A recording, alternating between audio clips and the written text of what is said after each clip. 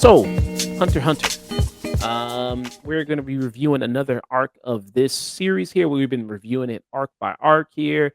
After this arc, I believe we have, I think, just what, three more after this, I believe. I think just two more. Two more. Okay. Yeah, one of Um, them is really long though. So yeah, one of them is like 60 episodes, and then the last one I think is like only I 18 or think the so. last one's only 12.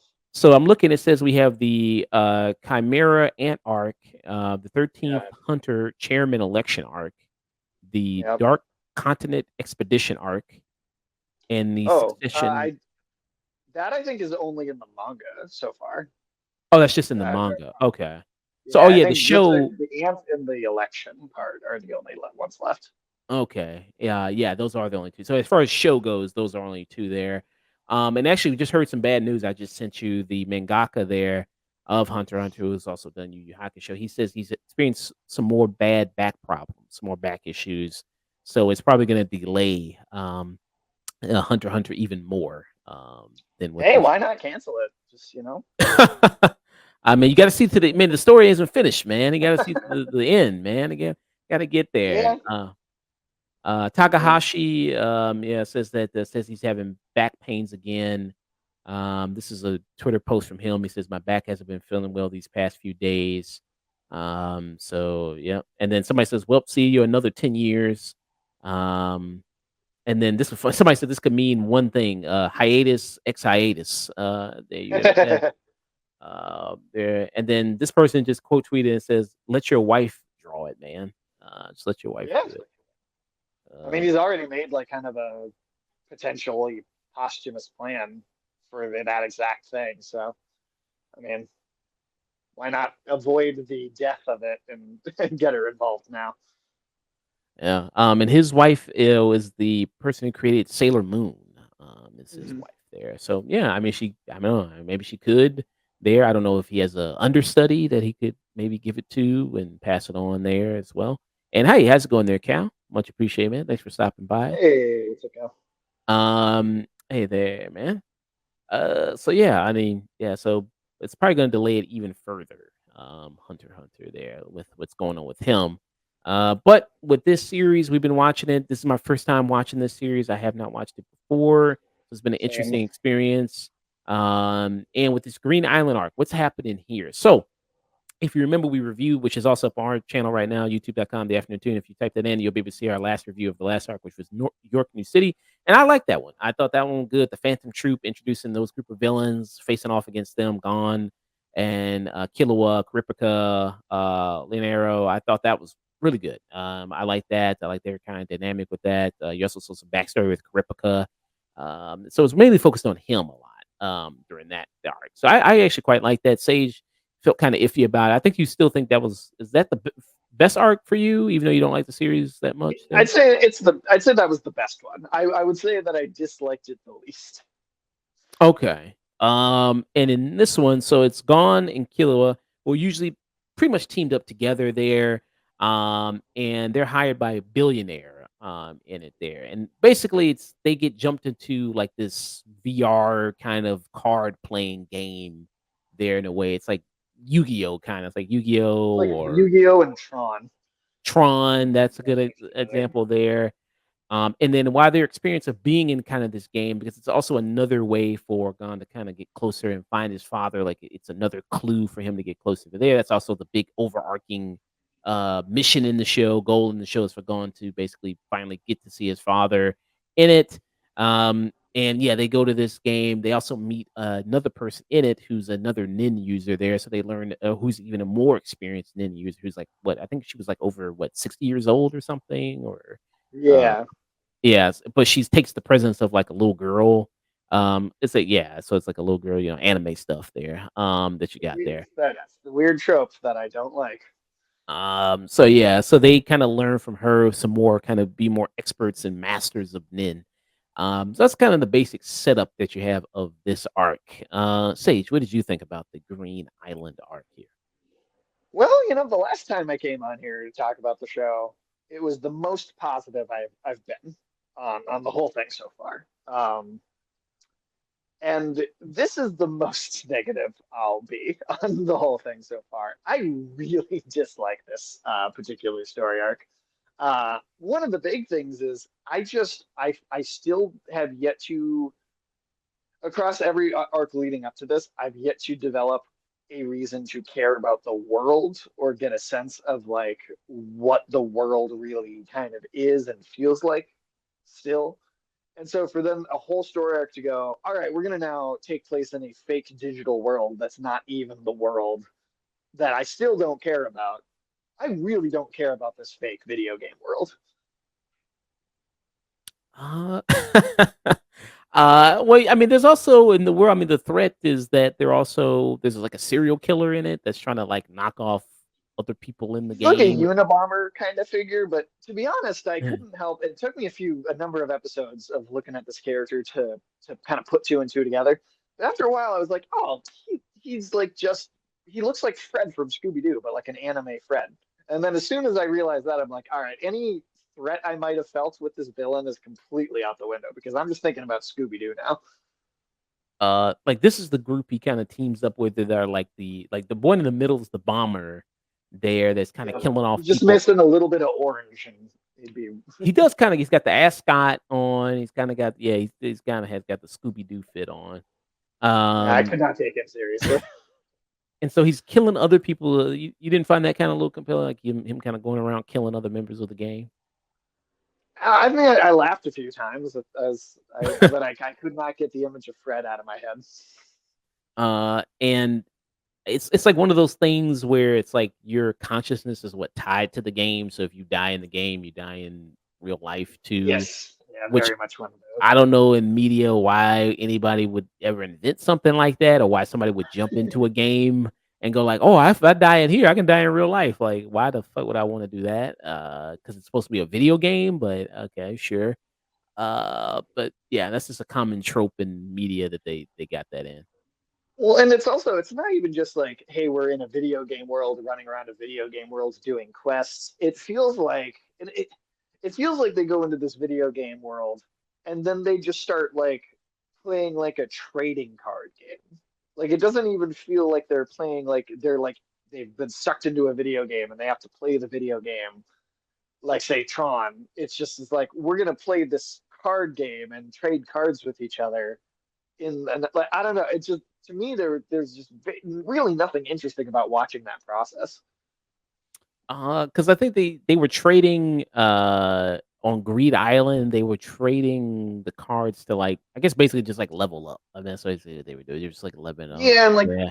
you can use certain ones to do certain things in the game world, like travel to different places. And I think the goal is to like get like all of them, and then whoever collects like all of them gets access to like the ending or something like that. And I don't know, it just it felt like it felt like you took a camera crew around, and watched people open packs of cards for like for a whole story. And this is so it's like these people jump into it. It's like a PlayStation, like they kind of got like they call it Joy Station. So clearly, it was like a parody of PlayStation they got here. Very much so. And when this came out, I think they were. I mean, this is mainly like this looks like the PlayStation One. I mean, like back when the PlayStation Yeah, 1 came out. I think when the manga was first coming out, that would have been right around then. Yeah. Yeah. And then you can like teleport into it. You stick like card in and you boot bam. You just kind of go into this world of Greed Island there. Um, yeah. So you got that. Um, so out of all the arcs I've seen so far of the show, I will say I maybe like this the least. I would say. I like the York New City arc. I think that's my favorite one. The other ones had some good stuff in it. Like the first arc, I mentioned like all the training aspect of it, of like becoming a hunter. And I guess becoming a hunter doesn't even stop even when you pass the hunter's exam because there's also extra shit you gotta that they test you on even afterwards. It's like a test that never ends, Oh, apparently. watching the show is definitely a test that never ends. They just keep testing people about different skills that they have to develop. But yeah, I mean, I just wasn't that interested to see them kind of go to this great island and see them kind of do this trading card type of thing. Um, Story wise, I mean, what do you see it kind of adding to the series of Hunter x Hunter here? I mean, I guess they finally developed like their actual like powers that will be like their, whatever. And I hesitate to use the word iconic personally, although I'm sure people would, but they're like specific abilities that are the character abilities for like the story, which to me is wild that like it's this many episodes into a show. I mean, we're in like what 60 something, 70 something at this point, and it's like they're only just now developing their like main abilities that are their characters are meant to be like recognized by. That seems just why again with the never-ending training arc thing I've said before, it just feels like that just it just is always doing that still. Um, and then, but I mean, I found this arc somewhat insulting because this is the arc where Hisoka is, I would say, at his worst in terms of being this weird, pervy, pedophile clown character that they, for some reason, Tagashi Hisoka. felt the need to. Hisoka, yeah, that they, for some reason, Tagashi felt the need to include in the story. I mean, there's one scene in particular where the kid, the again child characters walk on him like bathing in like a lake, and they like take the time for them to just like have a minute long scene where they're staring at his junk, and then they like start traveling together, and the scene immediately after that he's walking behind these two kids, and it's like the camera shows him licking his lips while staring at their asses, and and then very shortly after that he's like on their team in like one of the games that they have to play in this arc. And it to me it felt like the show was asking me to go like, well, you can root for this character sometimes. And I was like, no, the fuck I can't. Like, why are you trying to make this the like not totally a bad guy of the story? Like that to me felt genuinely insulting to try and get me to feel that way about this character, who is like again, this character just feels like he has just no reason or place in this story to me. And I wouldn't be a fan of it if this character wasn't included, but I hated this because of this character. So Hisoka, I guess I could say would say he's the iconic villain of the series. I guess you would say. I mean, he's the most recognizable, the most famous one from it. And I talked about this on Twitter as well, talking about the show, and people were like, "Well, I mean, his thing is that he just really likes power. You know, he gets that's what kind of gets him going. Not necessarily that they're children, it's that he really likes being I think you could have challenged." said that before this arc for sure, but I think in this one, I don't think that plays. So you still think it's mainly a kid thing, maybe? Yeah. In this arc, I think it's abundantly clear that it is. And I don't think you have to include him in every arc of the show. I mean, even if you left him out, I think that'd been perfectly fine. The Phantom Troop carrying over from the last arc, I think that's fine because I mean they're relatively new, so get more time with them. I did really like their characters there from the last one, and I like their whole group. You could say the Greed Island arc is supposed to again, it's more bonding with Killua and gone there with the two of them becoming closer. Like I said, training, learning new skills because they learn it from a Nin master there, which is the big power in the show is Nin, and I forgot all the other things of Nin and Ten and Ben 10, and I don't know all the other fucking power set there, but you know, yeah, they got all those things kind of going on. Um, so you have that. So some people, I mean, it depends, I guess, on how much you really already like the characters and are that invested in the characters already to see them again grow some more of that. I just didn't think Should have this. called the I mean, show Training X Training. training extra could have called it that. I mean, there's more interesting. Like I mean, the first arc showed the training in more of an interesting way because it was more of like, okay, you already know this is a game and the scenario there to set Sure. this up. And I mean, you know, in anime, that's the thing. Like characters level up all the time, and they get a power, and then they lose to a villain, and then they got to go train, and they got to go learn a new power, and they got to go beat the villain with the new power they learned. and then the new power they learn doesn't work against the new villain, so they lose, and then they got to rinse, wash, and repeat. That's what Dragon Ball Z has been doing for decades. Has been doing that. This is why Dragon Ball, One Piece, Naruto, Bleach, all those big shonen shows are just kind of not for me. So I mean, I can only speak to. Well, I've watched a lot of Naruto. I didn't finish Naruto, but I watched a lot of that. And I finished Dragon Ball there. I mean, it's fun, I guess, to see that, in the fights and if you like the animation and you like what's kind of going on there, that could be kind of fun.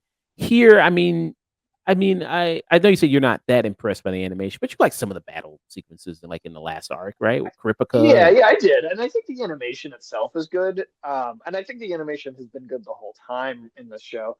My issue with it stems more from the art direction or the general art style than it is the quality of the animation. It's just like the art style that I'm just kind of not that into. But the animation itself is always of quality in this show. Like that's one thing I will give it credit for. I won't knock points off for the quality of the animation. There's a lot of work put into like the movement, the fluid movement, and the kind of the way action scenes move around. The Yeah, that quality of the animation is not the problem. It's I think the art style and just the character designs that I don't like. mm. Okay.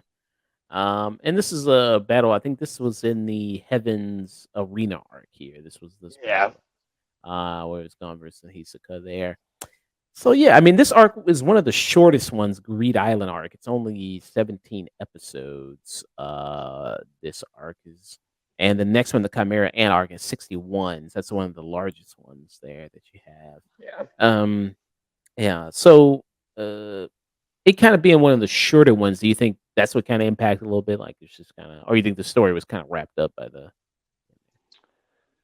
I mean, I wish it wrapped up faster. I didn't feel like I didn't feel like there was much to this in terms of like lessons being learned by even in a like power of friendship adventure story sort of way. I just didn't feel like there was much in the way of like some great lesson or trial being learned by these characters. We just walked around, collected cards for a little while, had a clown pervert stare at them, and then played one ball game in a school gym and then got out. And I just, yeah, I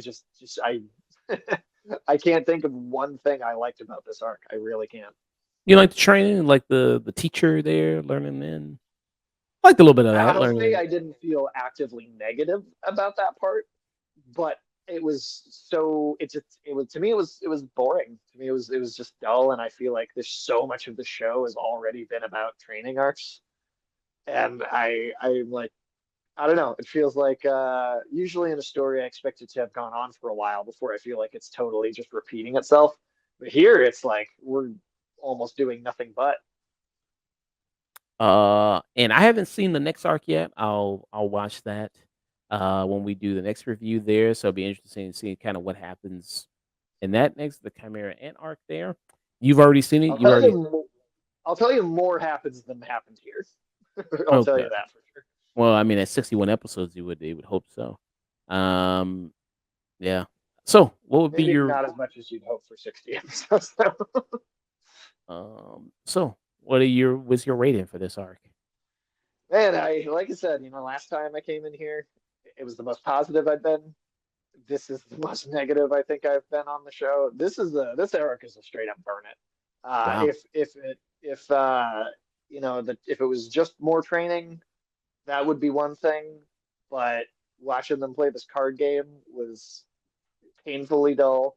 And then the show trying to get me to like root for like a pedophile, I was just like, no, no. Like now I feel actively insulted by the show. So this is a burn it. I like actually kind of hated this story arc. Wow. I won't go so far as burn it. I've never given a burn it to so far any of the arcs here. I'd give it kind of more of a stream it personally. Yeah, I mean, it's just not really clicking with me, like Yu Yu Hakusho, like Yeah. his first series there. So many people love this anime and are big fans of it. And we got like I said, 2 more arcs to go here, at least anime wise. I know in the manga, it's on a other arc right there. It's on a another arc.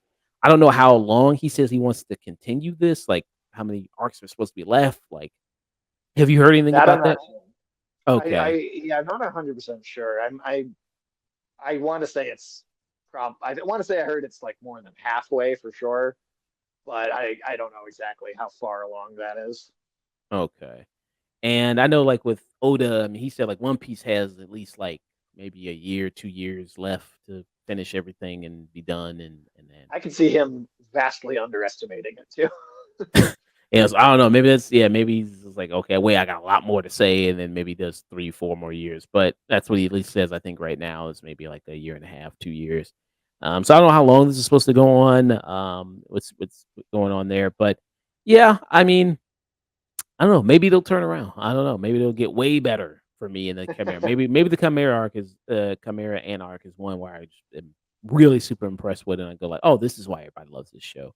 The characters are I'm not super in love with the characters. They're fine for me. They're okay. But we'll see. So I just give it a stream it for me for this Greed Island arc here. Um, yeah. So you gave it a burn it. I gave it a stream it for Greed Island.